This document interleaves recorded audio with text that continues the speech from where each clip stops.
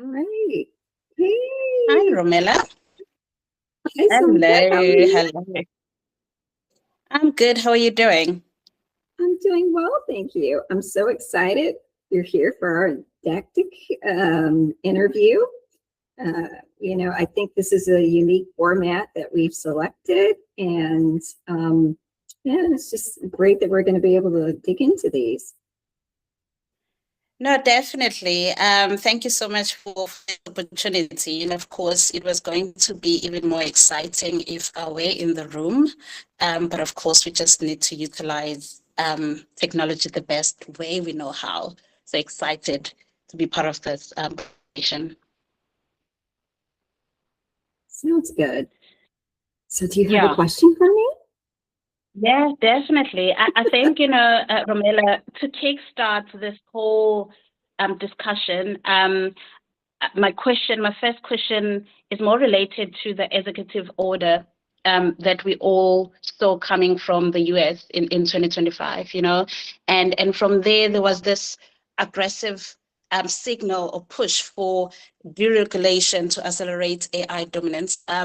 So when the government removes this safety net or more of a regulatory floor, how should industrial and organizational professionals sort of advise organizations to construct these internal governance frameworks to mitigate for ethical risk or legal risks and prevent the erosion of institutional trust?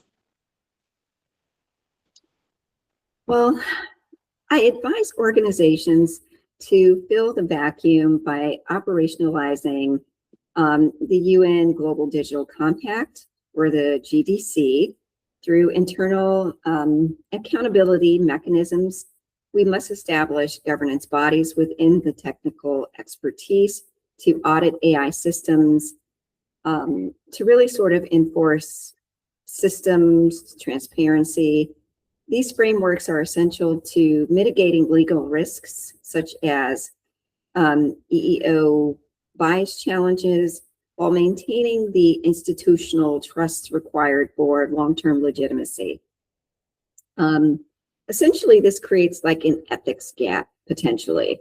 If the deregulation isn't handled correctly, if there's the complete removal of guardrails, then we're not in a good place. Deregulation in and of itself does not remove the danger. It simply means that the company is now solely responsible for AI bias errors, and that internal practices really are sort of at risk. It's like everything is shifting back to the organization. Yeah. Um, Yeah. without any sort of real assistance. And I think that you can sort of deregulate to an extreme. I also would say that there really is a need to have good internal oversight. And this oversight needs to be like very structured and clarity around all of that. It's almost like there is an AI audit function that needs to be established, much is similar to how you would approach like doing a financial audit. And there's also a need for like a good sound legal strategy. So, without the guidance really in the US at the federal level for dealing with the harms when they, come and stifling, the state laws, it sort of is like there's no strategy or playbook for organizations to really kind of follow. But the important thing to know is that EEOC is still doing its, it's still fulfilling its mandate to make certain that civil rights laws are enforced. And, those civil rights laws still apply. So eternal governance is the best defense, I would say. Mm. Yeah, I really like the way you said it, like deregulation does not necessarily remove the danger and the risks, when it comes to these things.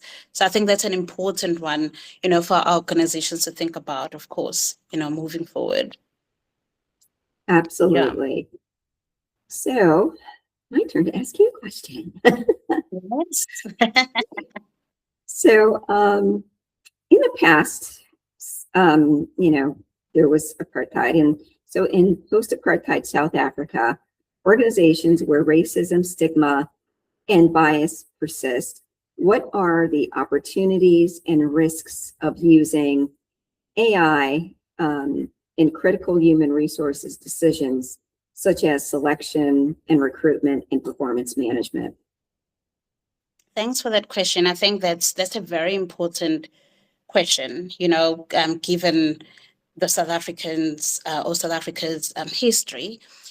So I think, while the US focuses on deregulation, South Africa's approach is more on harnessing or using technology to kind of address historical socioeconomic disparities, challenges that we're currently facing.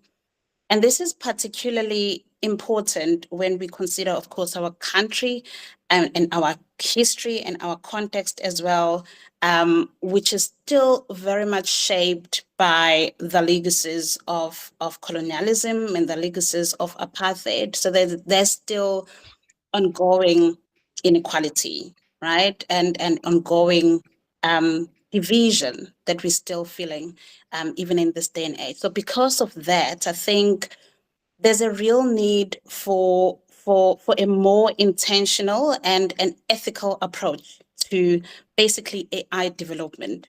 So one approach that avoids reinforcing existing biases and existing stigma that could be embedded in data and could be embedded in the actual AI tools and systems. So while I think it's very important for us to also acknowledge that AI brings with it, these massive positive outcomes. We've seen it being used in the HRM space or human resource management space in different ways, and we tend to use it for more efficiency, for streamlining processes and streamlining our functions. But it's important that we reflect and think deeply and ask maybe a deeper question, like who is designing these systems? Who have the power to design these systems, who have the resources? So this is more, it's not even a technical question, it's more of a power question. And whose values then are being built into them? Because this question is very important, because AI is not neutral. AI can be understood as an epistemic tool because it shapes and influences how knowledge is being produced. So it can quietly and very subtly embed these dominant ways of being and dominant ways of knowing into these big decision-making systems. So this is very important, especially when we look at diversity in South Africa.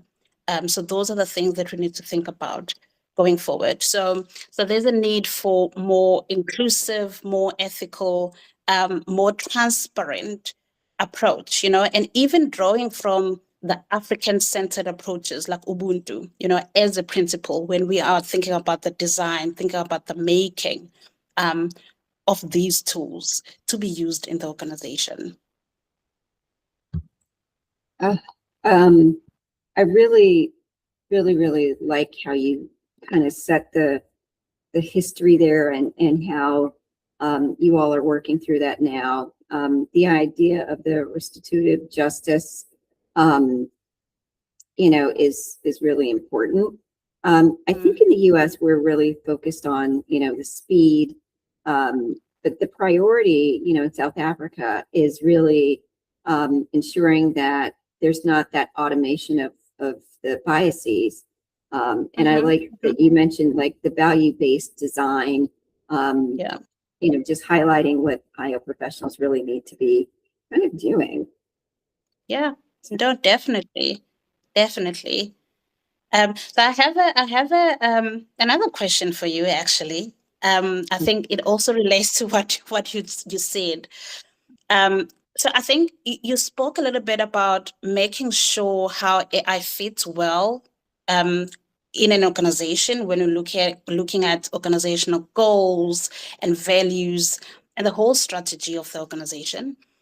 So since today's AI systems are complex, how does industrial organizational psychologist or consultants basically check the way AI is being implemented or the way AI communicates and represents ideas to make sure it basically supports an organization's reputation, you know, instead of just looking impressive on the surface, meanwhile causing harm and causing people to lose trust? We must view AI as a symbolic actor in the workplace. IO psychologists are uniquely positioned to audit the AI's symbolic influence to ensure that it really aligns with the organizational mission. We must treat it as, you know, a measurable organizational asset where there are linkages and we are linking to, you know, technical performance to sustainable human trust outcomes in order to ensure that there is long-term, you know, growth. Essentially, like, you know, projects are sort of done very, you know, rapidly as possible without, you know, pausing to make certain that it's going to actually continue to work beyond the current sort of cycle or need for the initial project. You know, looking at the AI as like the symbolic actor, the AI does represent, you know, the company's voice, and in some instances might be the first sort of, you know, introduction that someone might have to an organization.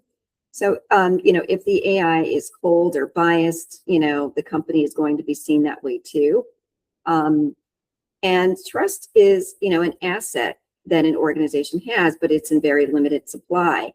So, you know, if the AI experience is very bad, and, you know, there's things that you're hearing about now where people are feeling like they're being sort of gaslit by these AI systems where, you know, the AI is really trying to pass itself off as being a human, and you're, you know, sort of fighting to see, am I talking to a person? Is this the AI still? Or, you know, those things really erode trust. And trust is a resource like money, and we have to think of it that way. We must use data to prove if the AI is helping, you know, improve the experience either of employees or customers, and do not do things or use the AI in a way where the trust of the company is being harmed or drained, because, you know, there's only so much money in that trust account, and we have to develop, you know, the right trust metrics to know, you know, what's working and what's not. I love how comprehensive your answer is, and so I think my takeaway from there is that it is a symbolic tool. Basically, what companies and organizations put in it, it's what is going to turn out. So I think that's very, very important. Yeah. Okay, so I think I have another question for you. Get on. Okay, so the question I have for you is, you talk about making certain AI fits well within organizations. Sorry, I'm rehashing here. Forgive me, dear audience, forgive me. All right. To what extent can sustainability goal 8, decent work and economic growth, be achieved in developing countries in light of technological advancements and AI? I really love this question. particularly because last year so one of my colleagues, Professor Ines Meyer, she kind of hosted this symposium on decent work in Africa or in the African context. And one of the things we were grappling with there is this question of what is work in itself when we're looking at our context and when we're looking at our labor realities. What is work? What does it mean? And what is decent work? So I think before we even get to the second part of the question, it's important that we try to understand first and unpack what work means in our context and in many countries within the global majority countries, because we can't really assume a universal definition of work, one that is formal and stable and wage-based, because in a country, so for example, in a country like South Africa, we know that informal economy is very important, and other forms of work, we're presented with multiple realities. So work can be understood differently. So the question really is not just whether AI supports work, but which forms of work are being supported, right? Because if AI is being designed primarily around formal and digitally connected labor, then we risk excluding a large proportion of the workforce, the workforce that works in other forms of work that is not necessarily regulated, that is fragmented, that is informal, and even unpaid work.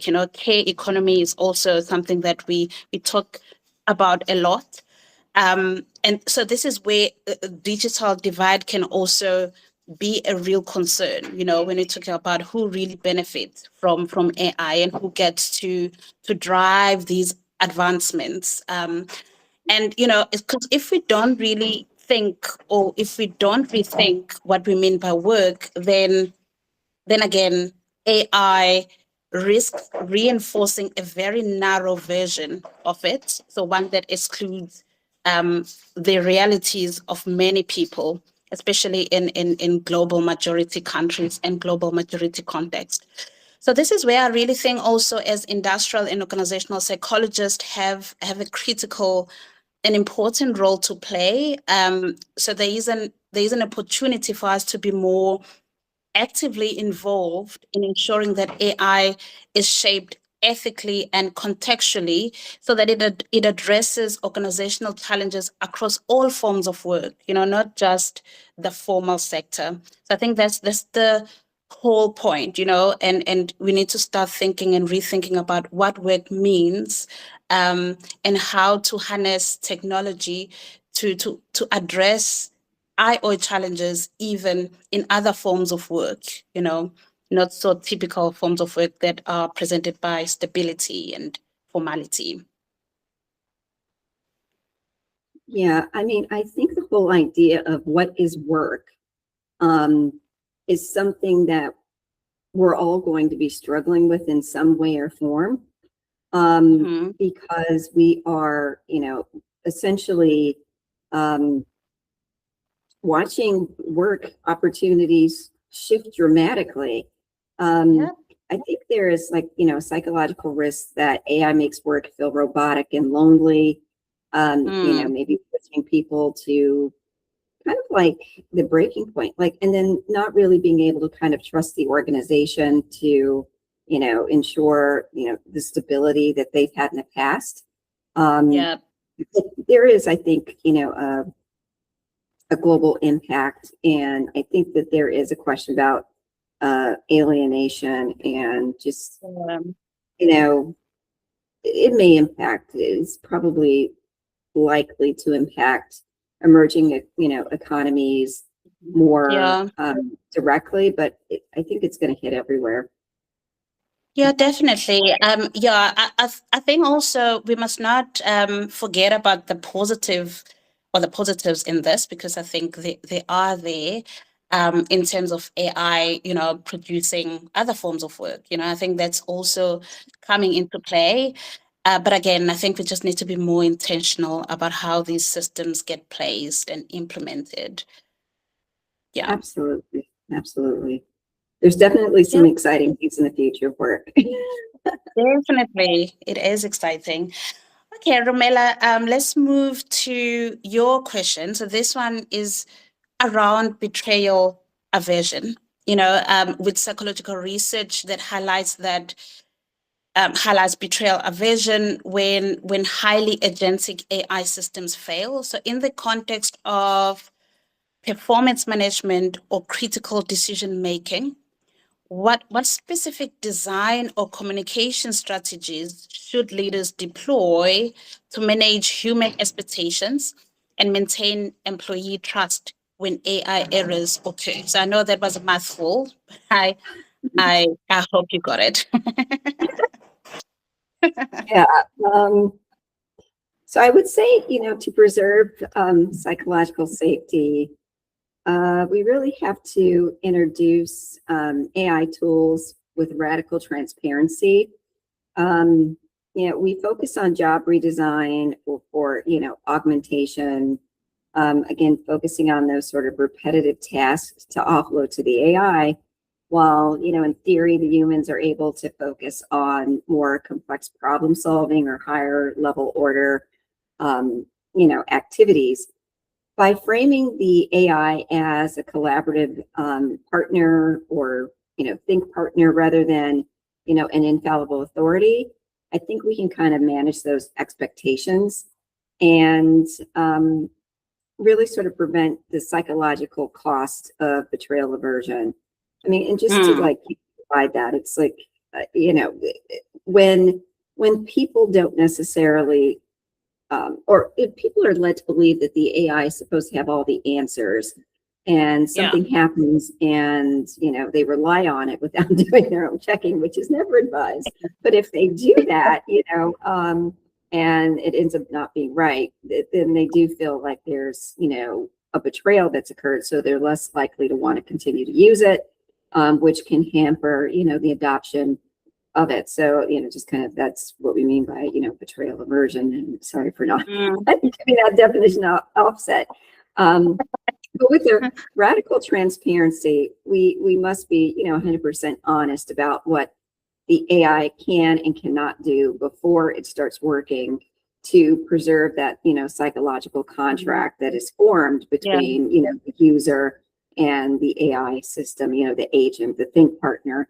And if you are hiding how the AI works and it fails, employees do tend to feel like they've been lied to.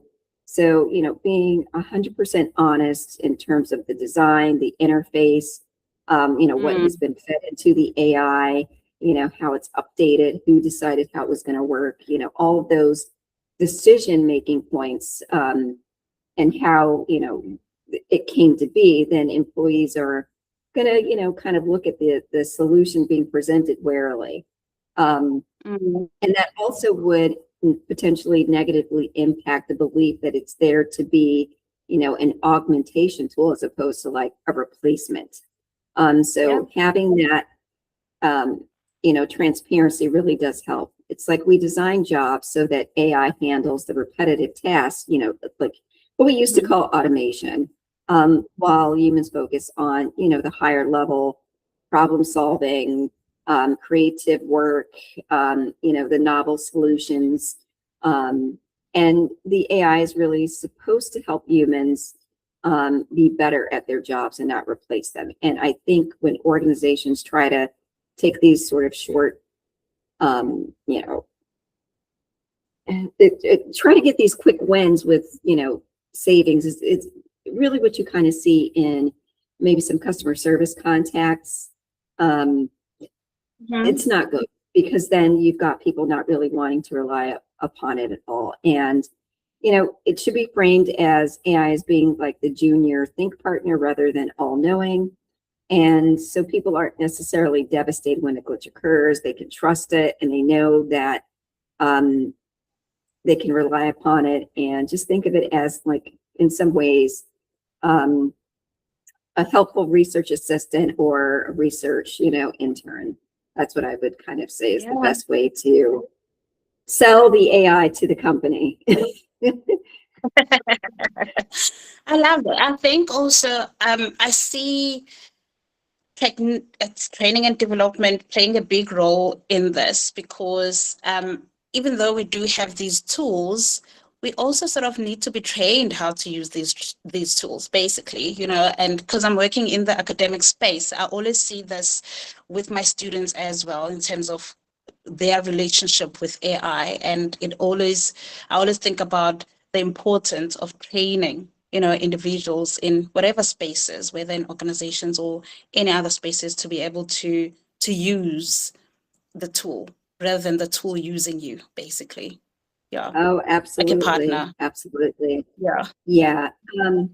It's so interesting you touch on the training piece there. You know, through Lucid Pattern, I offer, you know, organizational training, and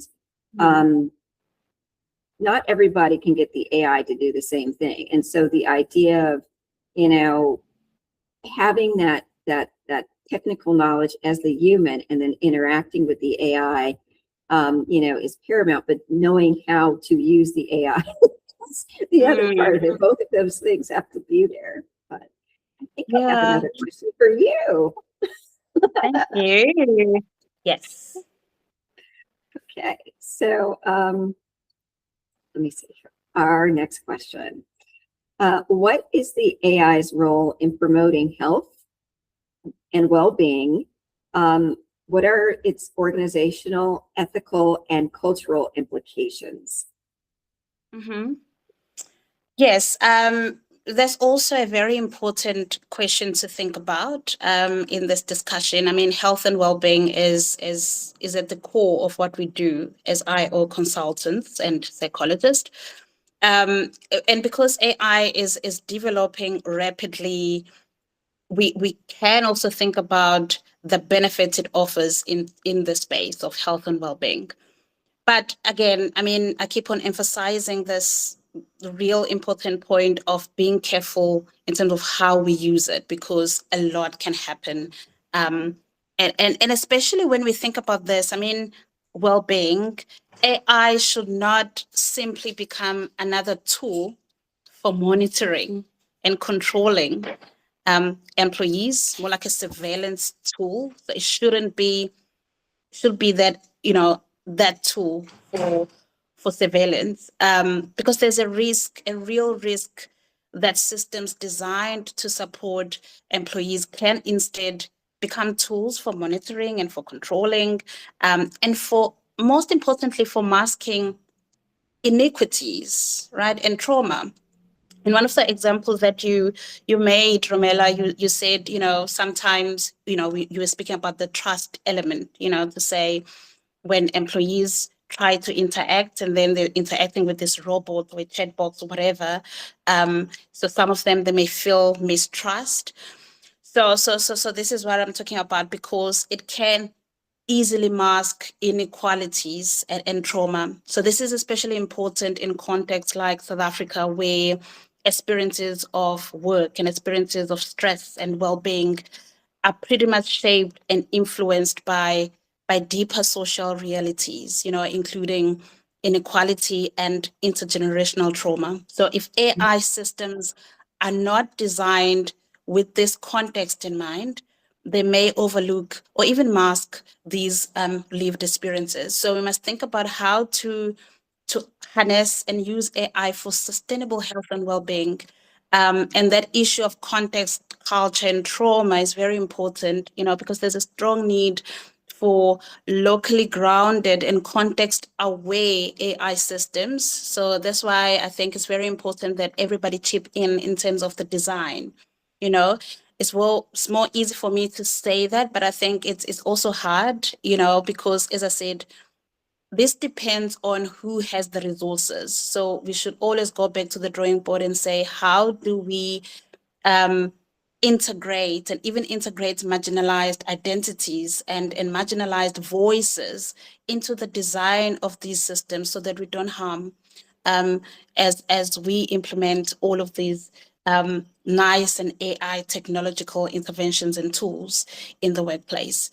So without this inclusivity in mind, AI risks overlooking or misinterpreting how well-being is actually experienced. I also particularly liked your point on radical transparency, because it's very important. When AI is used in these areas, issues of privacy, issues of consent, and algorithmic bias, become really sensitive. And being transparent about how these systems work, again, is essential for building trust and creating psychologically safe environments. Yeah, I really think your point about the trauma potentialities cannot be stressed enough. Prior to Lucid Pattern, I was thinking about doing, a wellness business using AI as part of it. And I just backed away because, there's so many risks, I think, associated with chat tools potentially. But, the whole idea I think you're bringing up is like sovereignty, Yeah. and the right of a culture to define its own AI rather than, it being a one size fits all. And I think there's a need for that cultural sensitivity, exploring how, we can essentially use AI to support well-being and, gender inequality in ways that respect, local values. So, yeah. This has been a fulsome discussion, right? Love it. And I know, all these things can be unpacked. I think they all do. We need to create spaces of talking about these things in more detail. We don't have the luxury of that in this space, but I hope it will be an ongoing conversation as well. Because there's a lot. I think there's a lot that we could unpack here in the space. I think there's a lot of opportunities for folks to dig in to do research. There's a lot of emerging research questions here, I think, yeah. So anyway, this concludes our interview. It was nice talking to you. Thanks, Romella. Thanks, everybody. Cheers. Bye.